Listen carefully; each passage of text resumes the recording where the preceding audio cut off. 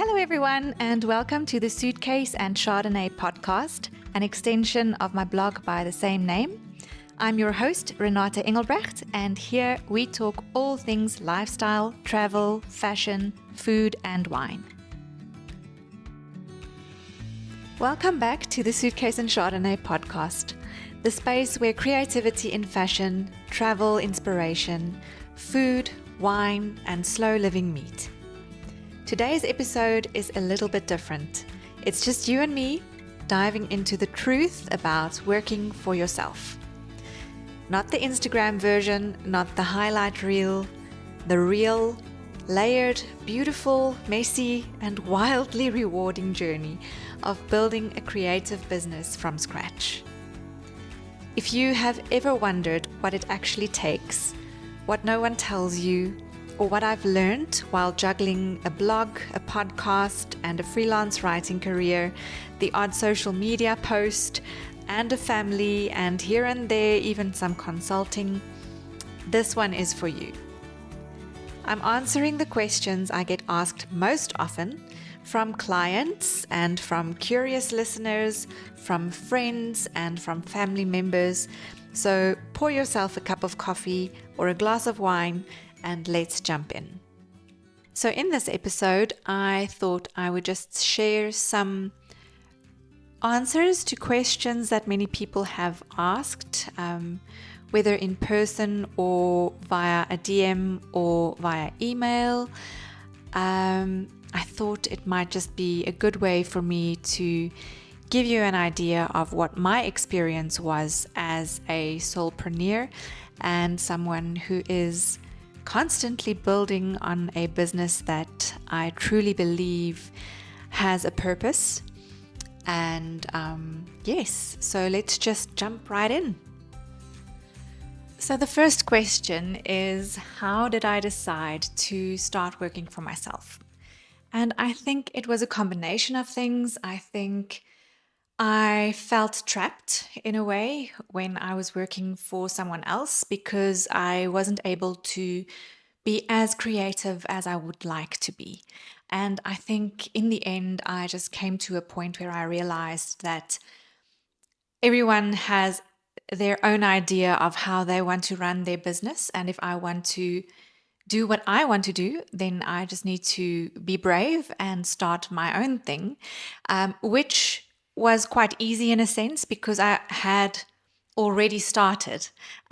Because Suitcase and Chardonnay I actually launched it in 2020 already during the COVID lockdown. And it was easy just to kind of, work with that platform and be more consistent on it. And from there, it just grew. And it was very soon that I realized that I wanted to start the podcast as well. And from there, the dream just became bigger and bigger. And I am able to be creative and write about what I am passionate about and what I really want to talk about and the stories that I want to tell. So I think that was the main thing that inspired me is the fact that I felt limited in a sense and not able to be as creative as I would have liked to be. A second question was, how did you know it was the right time to take the leap? And I think you'll never know. You'll never know when the right time is, and you'll never feel 100% ready. So for me, it truly was a leap of faith, and one that I did not, it was a decision that I didn't take lightly. I did speak to my husband about it very often, and we, looked at it from various corners, and ultimately, we decided that it was the best decision at the time, financially and emotionally, and for our family, because now I am able to be more available for the kids. And while it might not bring in as much finances on my end yet, um, in the long run, we do believe that it will grow and it will become something that is a good additional income for our family. So yeah, I think we didn't feel ready. Um, we were scared. I was scared. And sometimes my husband had to convince me that we decided this together and we need to make this work. Um, but in the end, if anyone asks me today if I still feel it was the right decision, there is no doubt in my mind that it was. So, and that gives me peace, and it drives me. It motivates me to continue doing what I'm doing. The third question is, what was the biggest challenge in the early stages? So for me, and I think it depends on where you're at in your life and the season in your journey.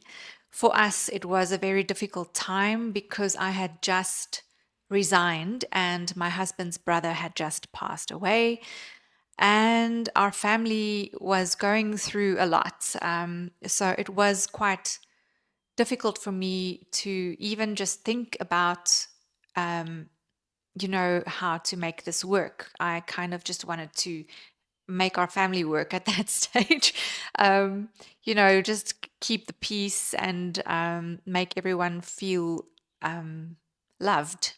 Yeah, at the beginning it was very tough for me because I had to balance business and being with the family. And in a sense, I was lucky because there was not that much work yet. So I was able to spend more time with the kids and more time with my husband and really, be there for them, which was wonderful. And that is one of the reasons why I love working for myself, because you are able to you know to maneuver your time. Your time is your own, so you can decide if you want to work tonight and rather spend this afternoon's 3 hours with the kids.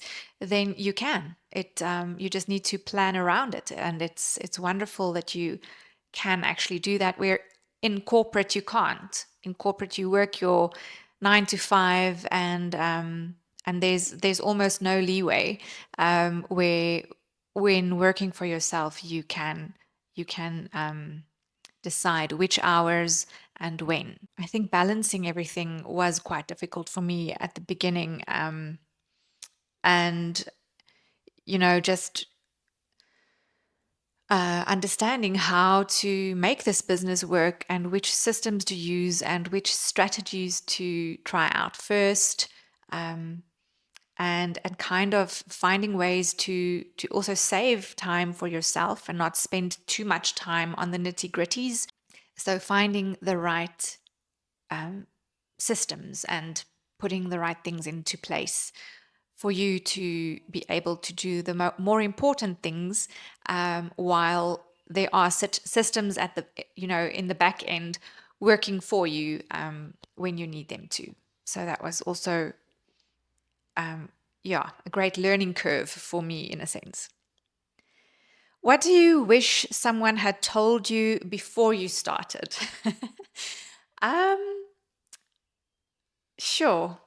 I I think one of the biggest things I've learned over the last 4 months was that you can't have everything perfect. Everything can't be 100%. And me being a perfectionist, that is a very hard lesson to learn, and it's something that I need to remind myself about daily. Um, I need to remind myself that even just by doing it, you're getting somewhere.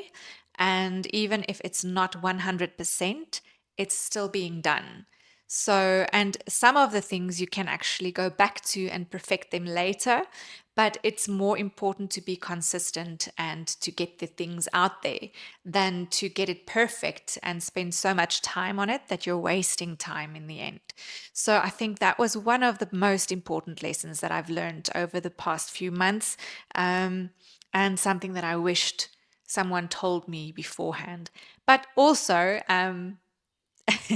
these are the kind of things that you kind of sometimes need to learn yourself. You need to bump your toe and you need to bump your head. um, and sometimes you'll only learn it from making that mistake. So I think that's actually another very important lesson that I've learned is make the mistakes, fix the mistakes, learn from them, and move on. Don't dwell on it. Don't worry about it. It makes you real. It makes you authentic. It makes people relate to you. So don't be scared of making mistakes and learning from them because I would rather make mistakes than, sit around and do nothing. Um, so that's one of the other things that I think I learned um, the hard way often this year. How do you balance the different sides of your business? Yeah, that is quite a challenge. I'm going to be very honest.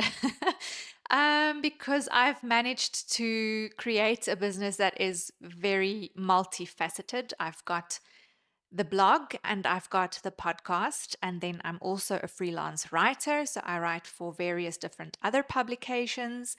And then I've got the social media channels. I'm on Instagram and I'm on Pinterest and I'm on Facebook. But I've also taken a stance to not even think of going anywhere else, just because the management of it just becomes too hectic, and I don't think it's necessary to be on all those different platforms. I think you need to find your niche and you need to figure out where most of your listeners and followers are, and you need to build your brand on those platforms. So I think managing it all is quite difficult, but I kind of created content pillars and I've structured my week in such a way that I prioritize certain things on certain days. I would, for example, focus on the podcast only on a Monday and a Tuesday. And on a Wednesday, I would schedule the following week's social media. And on a Thursday and a Friday, I would do all the writing for the next week. Um, that's just roughly, it's not necessarily exactly how it works, but just to give you an idea of the way that I do things. So I kind of split my days into those content pillars and make sure that I cover them all in in a matter of a week. Because it's sometimes difficult to get to everything in a day.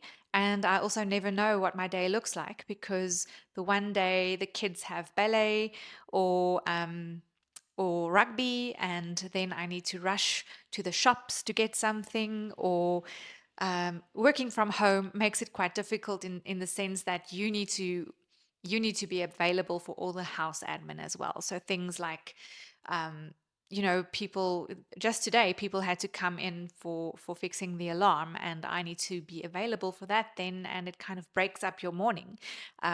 So you need to plan, well, I need to plan around those things as well and be open to my day not looking the way that I planned it to be. So I think balancing all of those different facets of the business is quite a challenge, but it is manageable if you have an open mind, I suppose, which I don't always have, and which makes some days more difficult than others. Question 6. What does your typical workday look like? I think I kind of explained that to you just now, but I try to get to as much as possible in a day because you never know what tomorrow looks like. But being a writer, you also don't always feel that creative. So most days I would um, schedule a time for writing, preferably early in the mornings because that's when I feel most creative. Um, and I get more writing done in the mornings than later in the day. So, yeah, and then I also try to really be mindful about taking those slow pockets in a day and really being intentional about them. And even if it's just a cup of coffee outside in the garden or a quick 5 minutes of listening to worship songs, or even later in the day, if you have time to take a nice long bath. I really try to be mindful about also being present in the moment and spending some time with myself, because that's the only time that I can think about how I want to approach things and how I want to approach life.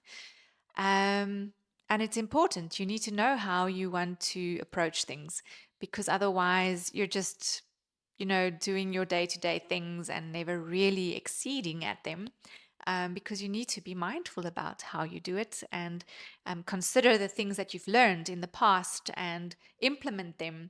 So, and if you're not giving yourself that time to consider those things and reflect on things, then you're never going to be able to implement them. So I think that is the one thing that I really try to put into my days, are those little pockets of um, time for myself, even if it's just 5 minutes to jot down a few ideas or a few things that I think are important to remember. Um, yeah. Question 7: what mindset shift made the biggest difference in your growth? I've always been someone who is very prone to doing things that you love. And I've always encouraged people to decide on what they want to do in life by choosing what they love, and choosing a job that they know they will enjoy, because that makes it so much easier when it comes to work. You don't feel like it's work all the time. You enjoy it. And I think for me it was also in the realization that I am able to make a difference through the stories that I tell. And that is why I also don't want to promote myself as anything else than a storyteller, a writer, someone who tells the brand's story with meaning and with joy and with love and with care. Um, and through that, I'm also able to get the message across, a deeper message, not just the brand's message, but a deeper message in the way that I write and the way that I tell the story. So I think there is so much opportunity for me in that, and I do believe that I've been put on this journey because of that, because I am able to reflect something, perhaps of God's grace, or just His love, or just the beauty around us that He created. And yeah, I think in a sense that is why I really feel like I can make a difference through what I do. How do you handle self doubt or imposter syndrome? Yes, that is something that I definitely also struggle with. And I also struggle with depression. So it's quite hard when you work for yourself and you struggle to motivate yourself and to feel inspired. Um, then you kind of start self doubting yourself, definitely. And it's a bit of a spiral, and you tend to go down in that spiral very quickly. So I need to be very intentional about how I approach things, how I approach my day. And I've come to realize that creativity has seasons, and you don't have to always be creative, but you need to also go with it. And when you don't feel creative on the one day, then spend that day on the systems and the strategies instead of the creative writing, for example. I think I've found a way to fill those gaps with other positive things. And if I can't do that, then I would go exercise or walk around the block with the dogs, or just to get my mind going again. What is the most rewarding part of working for yourself? Absolutely, definitely the freedom. Having the freedom to decide when I want to do what, and the freedom of writing what I want to write about and pitching to so many different publications. I mean, I can pitch to lifestyle publications, I can pitch to travel magazines, I can pitch to, anyone who might be interested in a story that I am passionate about. And it's also so exciting to actually take one experience and craft 5 to 6 different angles from it and pitch it to different publications. So I think that freedom to be creative and freedom to spend my time the way I would like to spend it, and be more available to the kids, to my husband, and at home. It's just it takes a lot off of my shoulders as an individual, as a mom, as a wife, and I think in the end it's just better for me as a person. But it's also, it depends on who you are and what you want to achieve and what your dreams are and how you want to live your life. There's no set way for everyone. It depends on what your priorities are and how you want to do it. But that is the most rewarding part for me, is definitely the freedom. What is something listeners might not realize about this lifestyle? I think something that I've found even my closest family struggle to understand is how it works. How it works to be a lifestyle and travel writer, um, because people see these photos on social media and they see these beautiful stories on the blog, but they don't realize the work that goes into it beforehand, during, and after. Um, I often need to pitch to different publications and hope that that maybe one or two of them would take the story. And then during the visit to a restaurant or a travel destination, I need to constantly think of different angles for additional pictures and additional story ideas. I need to think about what to ask people, and I need to find the right people to ask about certain topics, especially if you want to go into a conservational angle, then you need to speak to the right people. And at a restaurant, for example, you need to get hold of the chef, which is also not always easy. Um, there are so many things that go into one story, and I think people kind of don't understand how everything comes together. And yes, it looks lavish and luxurious, and you know, it might appear as if I'm on holiday all the time, but that is not necessarily the case. I often need to leave the kids at home with their dad for 4 nights, and travel on my own. I love traveling and I love solo traveling, but it is hard not traveling with those you love because you want to share those experiences with the people closest to you.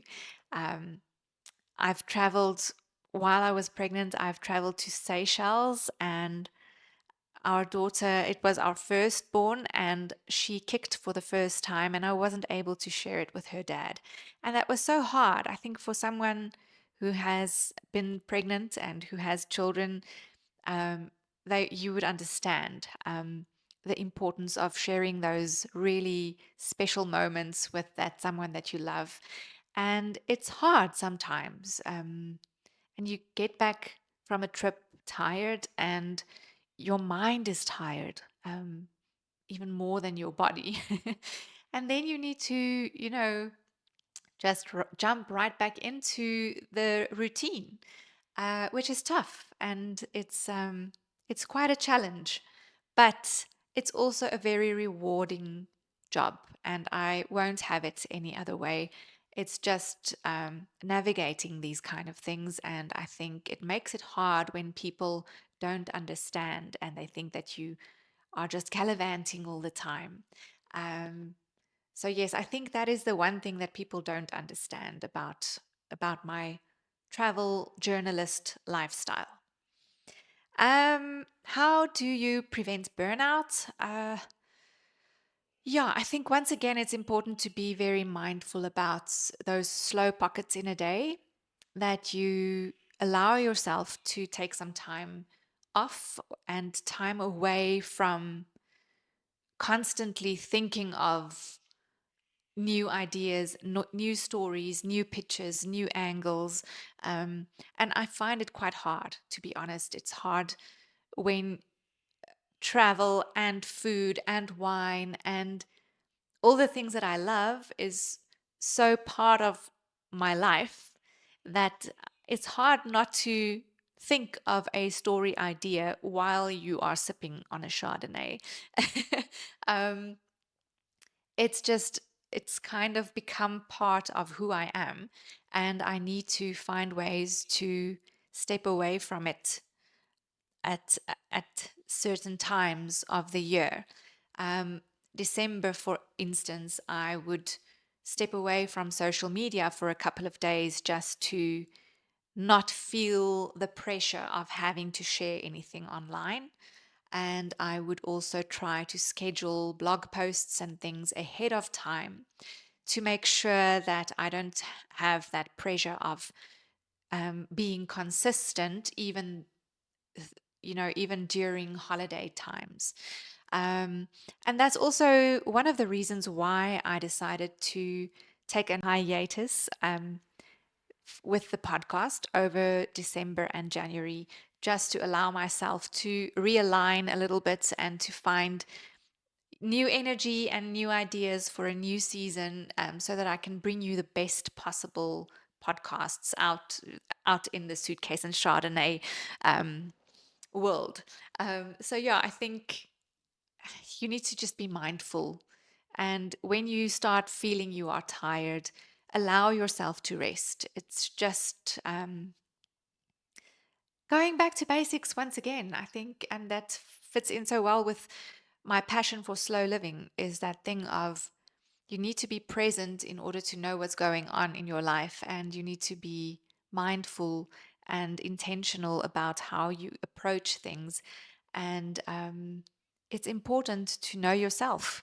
And you can't know yourself if you're not present and if you don't allow yourself those moments, those slow moments of reflection and just thinking about things a little bit. Yeah, so I think that is probably how I've kept myself from burning out. Then, what should prospective clients know about working with you?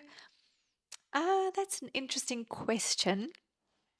And it is something that I have also pondered on a lot this year, because it's a new business and I still had to figure out how clients would like to work with me. And I think the most important thing is to know that I am a storyteller and I like to tell brands stories, and especially stories that have value for people and that people can relate to. There is value in what writers like me do and what journalists do, and what content creators do. And it takes time and effort and creativity. And in my case, it really is also a matter of expertise, because I've been in this industry since 2010. I've worked as a guest house manager at the beginning, and I've worked as a PR and marketing manager with a hotel brand. And from there, I've worked as a freelance writer, and I've had my own business in traveling in mystery guest services and workshops on customer journey maps. And I've got a lot of experience in the writing side of the hospitality and tourism industry, but also, from the inside of the industry, which gives two different angles to the whole package that I provide. Um, and there's value to that. So I think the importance is that wherever we work together, it needs to be feasible for both parties. What keeps you motivated during difficult seasons? I think the fact that I am able to do something that I truly love, that motivates me even on the most difficult days. Because I see how difficult it is for many people who have jobs that is just a 9 to 5. Um, I really get to do what I love and live what I love. And I think that keeps me motivated, most definitely. What is next for Suitcase and Chardonnay? I get that question quite a lot, and it's actually quite scary because um, this year was quite big in terms of the big leaps of faith that I took. Um, and I think for now, I am really just trying to build this brand into something that resonates with everyone listening and everyone reading, and with the brands that would hopefully see it as an authentic, trustworthy platform to share their stories on. So I don't know if there's really anything new coming, but there is a new podcast season coming up in February. It's closing off at the end of November, and then I will start with a new season again in February. And I think that's very exciting because it will be fresh new content, and I will take the learnings from this year and implement that, and yeah, just grow from there. I'm very excited about that. And then obviously, wherever the road takes me in terms of where we travel to next, and it's very exciting because you never know where you're going in the next year, and the experiences to be had. So I think that in itself is very exciting, and I'm super excited about the new year and sharing all the new stories with you. But in the meantime, if you haven't caught up with the Suitcase and Chardonnay podcast episodes, there are 33, I think, and I think catch up with them and let me know your thoughts and which ones stood out for you, which ones meant something to you, because that's the kind of content that I would like to put out there, content that you would like to listen to. So, in the end, while this is something that I truly enjoy doing, it is also something that I'm doing for you as a traveler, as a wine lover, as a life lover, as someone who enjoys food and enjoys learning about life and lifestyle, and how to approach things. And yeah, I think it's important for us to engage about these things, and I need to know what you like to listen to and what you enjoyed most from the podcast and its first season, so that I can bring you even better content in the next one. So yeah, thanks so much for listening and for being here and for supporting me in this journey. It is such a wonderful and exciting journey, and I really hope that Suitcase and Chardonnay means to you what it means to me. And that's it. Thank you so much for spending this time with me, for listening, being willing to learn, and leaning into the heart of what it really means to work for yourself. If this episode sparked something in you, inspired you, or simply made you feel a little less alone in your own creative journey, I'd love for you to share it with someone who might also need it. And if you are building something of your own, remember this: the journey won't always feel linear, or glamorous for that matter, but it will always be worth it. If you believe in yourself and you believe in what you are building, stay curious, stay intentional, and keep choosing the life that lights you up. Until next time, keep traveling beautifully, living slowly, and creating boldly. Cheers from me at Suitcase and Chardonnay.